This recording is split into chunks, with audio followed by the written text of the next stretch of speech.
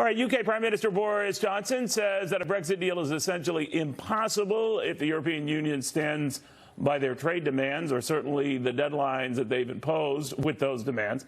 Back to our panel with more on this. You know, it's interesting, Brooke, because one of the things that come up is if it ultimately gets to be the Brexit, the formal cutoff, Britain leaves without a deal, but leaves. There's all hell to pay. Anthony, during the break, saying there's all hell to pay. My own view on this, I could be very wrong, is nothing. Just see what happens? Right. Nothing happens. It's not a big deal. Like people are saying, I mean, the fear games they're playing, you know, people are going to go without medicines, they can't move, they're trapped, Ireland just implodes. You know. I think Europe is more worried about this than Britain, because Europe fears, I suspect, that if the sun comes up the next day in Britain and life goes on, Portugal's looking around, Spain's looking around, Italy's looking around, and that club ain't so pristine. Well, as Boris Johnson said, after Brexit, there will be milk, chocolate, and there will, for our wafer bars and things like that. I think that even if the morning after Halloween, October 31st, they wake up and there's a hard Brexit, I think that we're almost setting ourselves up for a mass hysteria just because people are so afraid of it. You know, it's almost, even if nothing happens in the market, even if everything goes smoothly, it's almost a Y2K situation. I think this is like the Y2K thing. Yeah, right. I really do. And that's the risk to Europe, right? I think to your point, Neil, is that Europe starts to realize, yeah, UK's fine. And I mean, mass hysteria, like dogs and cats living together type of stuff, right? Where like it's all of a sudden, oh my gosh, everything's okay. Right. And that's where like Europe starts to be like, oh shoot, maybe it's not that cool to be part of us, you know? And then like you said, then you have all the fringe benefits, the fringe countries over there, beneficiaries, starting to be like, well, maybe we can start to move out. And the fact too that this has been going, I mean, this is like a bad romance. I mean, this has been going on for 5+ years. Side of the fact that there will be milk and there'll be cookies, but there'll be also slower real GDP growth. And by the way, I prefer the milk and cookies. By the way, I can live with the slower. The Bank of England has told us that they're going to prepare for much slower economic growth. And let's not lose sight of the fact that all of a sudden there'll be all these tariffs that are imposed by the UK and other countries. That doesn't generate business confidence. It hasn't. Or trade wars. That's a funny part. It hasn't generated business confidence improvements in the U.S. Why should it do so? But does it bother you just the fact that everyone agrees with what you said? No, not everyone agrees.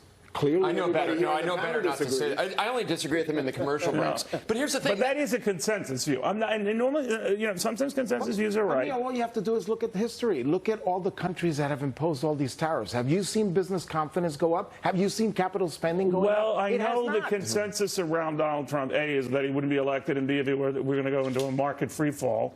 Didn't happen. I know the consensus was Barack Obama became president would be horrific for the markets. It was okay. I just know that oftentimes consensus views on big issues, they're off the mark. No, I don't. And I'm not saying yours isn't, and it could be right here. I'm not asking you to. Oh no, you're disagreeing with me. To look at consensus. You're playing a Brooke, and Brooke sometimes respects. I am telling you to look at what's happened already. Okay. What's happened to business confidence? What's happened to capital spending? Okay. Talk to the hand, because I'm not interested. All right, I'm kidding.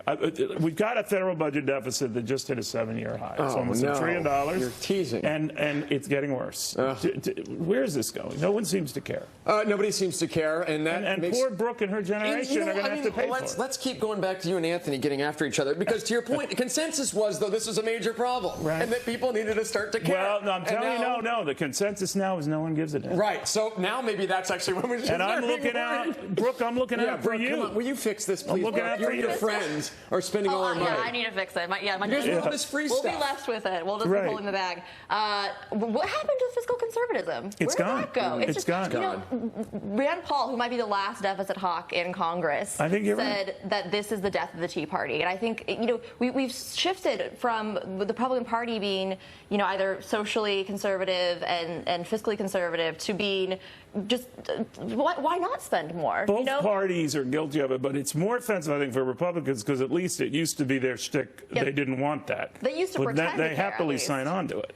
And when there were tax cuts in 2017, and spending went up. That's not sustainable. You can't cut taxes and then increase spending, and it's ballooning. The deficit's ballooning, and I am wondering. Well, all these Democratic candidates and their spending plans, they're trying to sock the rich and all these two guys, but they can't pay for everything, right?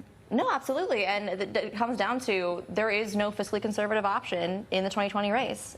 There is no option. If you care about this, you don't have a candidate. But there's one reason why people are caring less, and that is because interest rates are lower. If interest rates were 20%, I can assure you we'd be worried about this more. You're showing your age. They used to be 20%. They were yesterday, 1981. Right. Don't get me started. California, though, they do have a choice. It got so onerous with the higher taxes, particularly the wealthy. The wealthy are leaving. It was one thing when they were going to that. A lot of businesses were heading off to Texas, Florida, and all of this. But it's picking up steam, and a lot of California residents are saying, the hell with it. What do you make of that? The same thing's happening in New York. You know, we're seeing it in a lot of states. Well, you're still here. I am, but, you know. Via Wyoming, by the way. Wyoming, so, I mean, that's why. Like, you know, Wyoming, New York City, you know, tomato.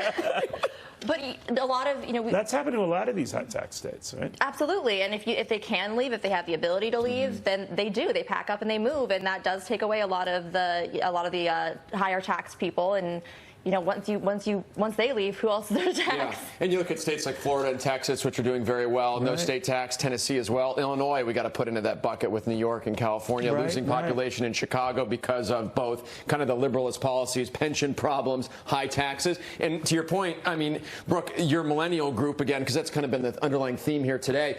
The fact that we can all work kind of thanks to you guys because of technology and things from wherever, you don't need to be in so many locations where you're like next to your corporate office. But or they're whatever. Very angry. They are like angry. in my generation, right? You're old. And they just text. They don't even put it in a voicemail. They just say, you know, Cavuto's generation. Younger generations are always angry at old generations. That's the tales all this time, I think. Right. I personally am not, but I do see it a lot in. Get off my lawn, as I said. All right, I'm going to get a final word. Brooke, thank you. Scott Martin, thank you. Anthony Chen. They are the best. They know of what they speak.